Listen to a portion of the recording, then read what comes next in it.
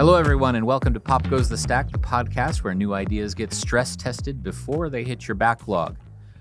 Coming to you from F5 App World 2026 in Las Vegas. I'm Joel Moses, and I'm playing host today for this episode on Lori's behalf, and we're going to get right into it right now. Now, what do you get when you mix the spicy melange of tech snark that Pop Goes the Stack is known for with the sage wisdom and earnest guidance of our cybersecurity guest? Well, we're going to find out. We don't know either, but we're game to try. So join us now as we welcome F5 Field CISO, Chuck Herrin, to the hot seat for what I can only guess will be sage snark and earnest spiciness. Chuck is not only an F5 colleague, he's a 20-year security industry veteran who has, shall we say, done his time in the rock'em sock'em world of financial services and the host of the Global CISO podcast. Welcome, Chuck. Thanks very much, Joel. It's great to be here. So let's set a topic and do some hot seat, shall we? Let's do it. I recently saw a statement about MCP losing value for agentic AI relative to simply using CLI. Yeah. I imagine as a security professional, you probably have an opinion about shelling out in order to run something for control rather than using a tool interface with an authenticator, Yes, right? absolutely. So what should people be aware of?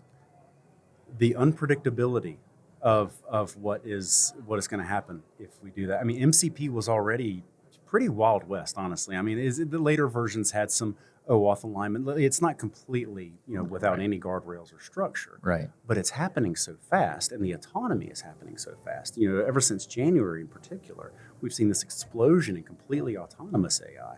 And the AI agents are largely dictating how they interact with each other in a lot of ways, right? So I think that the challenge with this is going to be, it may be the way to move fast and get a lot of things done, but observability, understanding, predictability, that's going to be really much more challenging. And humans just simply can't keep up with what's happening. Yeah, I can't tell you how squidgy it makes me feel to edit a sol.md file for an autonomous agent.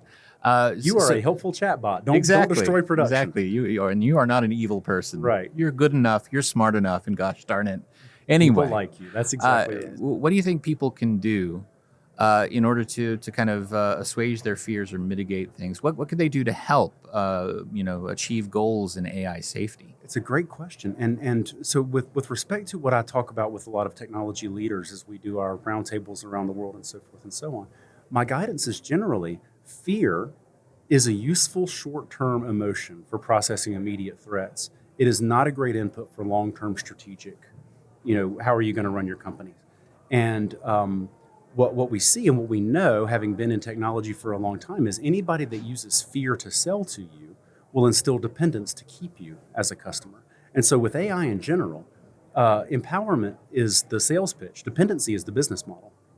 So the companies that are really being successful are really reorganizing their entire organizations differently. Mm-hmm. They're not bolting on AI to an existing corporate structure.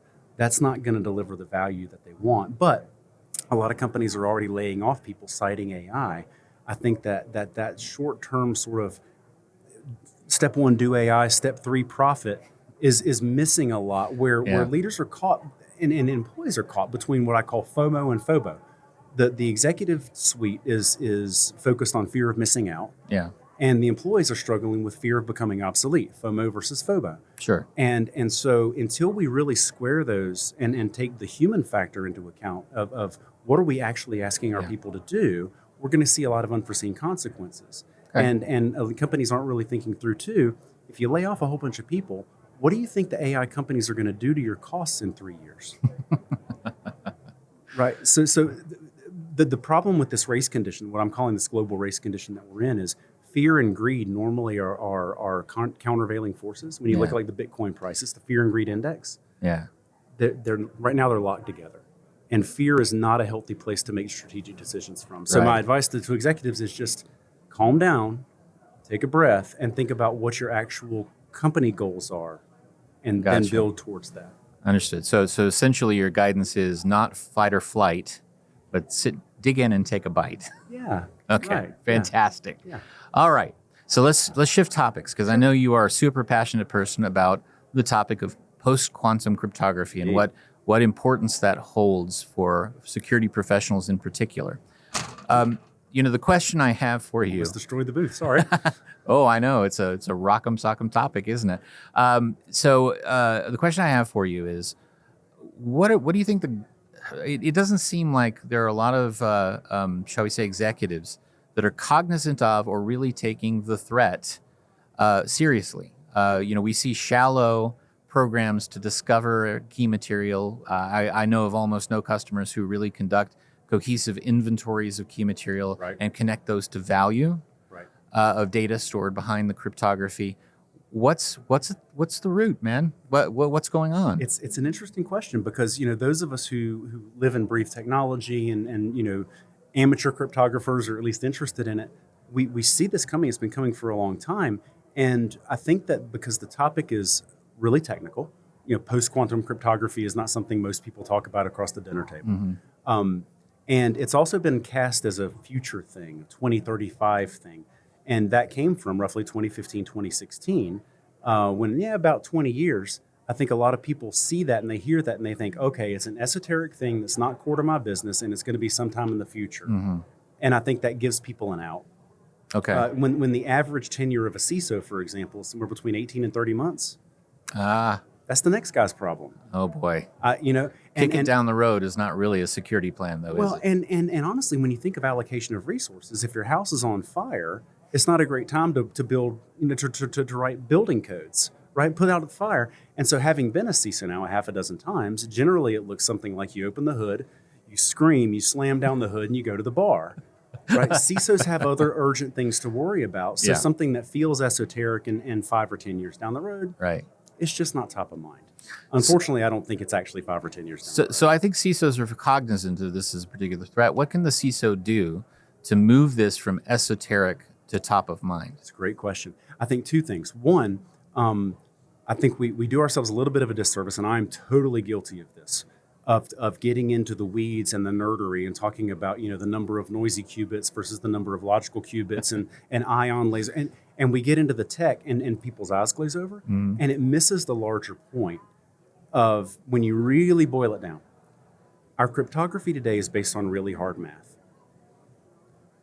Technology is coming soon, whether it's AI, quantum computing, or some mix of the two, that can solve this really hard math problem. So we're going to have to change the way that we protect our secrets. If suddenly a hard problem becomes super easy overnight and all your dollars are stored behind the easy thing, what's the ramification? Exactly. And what people aren't thinking about is things like the harvest now, decrypt later type of attacks. Mm-hmm. And that's the analogy that I use with that sometimes is like a time delay safe in a pharmacy. If I steal the time delay safe on Tuesday and it's going to open Friday at 8, I don't have access to it now, but I will. Mm-hmm. And so if what you're storing in that safe needs to be protected past Friday, you've got a today problem, right? And so whether Q-Day is in 2027, 2028, which is kind of what I'm predicting, or 2035. That's a spicy one. It is. But in reality, if you're regulated, Q-Day for you is 2030. Because that's when your regulators say that you have to be ready for it. Right. So you may as well treat it that way now. Right. And that's like 40 minutes from now, right? It's 2026. Tick-tock. So regardless, if you need to keep your secrets for 20 or 30 or 50 years, you can't do it with a 5 or a 10-year algorithm. It's a today problem. What's some practical advice for security professionals who really want to get started on this? Where do they begin getting their arms around them? I recommend 2 things. One, establish somebody whose job it is. This is not going to be a side project for security. And most security teams don't know the answers to the questions anyway. Where are all your cryptographic assets? Where are your keys? A lot of security teams don't know that. And the second thing is treat it like a business continuity exercise. If you have a business continuity plan, a disaster recovery plan, you've already identified your key assets. Your run books, your recovery plans should have maps of where all your stuff is. It should. If you don't have that, you need to do that right now because we're in a very uncertain geopolitical time. Yeah. You should, resiliency's got to be job one. These things really, they're not separate topics. If you want to continue to operate, and one of the guys from one of the big banks, and I'll leave the name of the bank out for privacy, one of those Chatham House Rule sessions. Mm-hmm. But a smaller bank was asking one of the mega banks, we don't have the resources you guys do to have a quantum staff. What are we supposed to do? And the guy on stage said, well, you may not get to be a bank anymore. Oh, rough. And it wasn't a vendor saying that. It was one of the big banks. It's like, look, you can't keep your secrets. You can't be a bank. What do you think you do? Yeah. So it's kind of not my problem. Wow, But that's amazing. in the last session that I attended on this, I actually had to do it virtually because I had a cold. But the challenge now from these leading companies, these leading major banks that do have the PhDs on staff, we've gone beyond the technical challenge, and they put up a big slide of all the standards bodies and all of the different, like, this is the problem now. Yeah. It's whose standards do you follow? How do you measure compliance? It's the people, the organizational, it's the various working groups that vendors may or may not be involved in. Got it. It's all that human stuff. That's becoming challenging now. I see. The technology has been, at least the first set of algorithms, as you all know, has been, we're coming up on a year and a half, 2 years. We are. Right. That's not really new anymore. So to kind of unpack that and unravel that, the advice would be start somewhere. Yeah. Right. Find what you already have that allocates or assesses value to things that you run, and then start your inventory and attach that to it. And you're right. A BCP plan would be a good place to start for that. That's a really interesting point. Treat it as a BCP exercise. Yeah. And don't overlook your supply chain. Okay.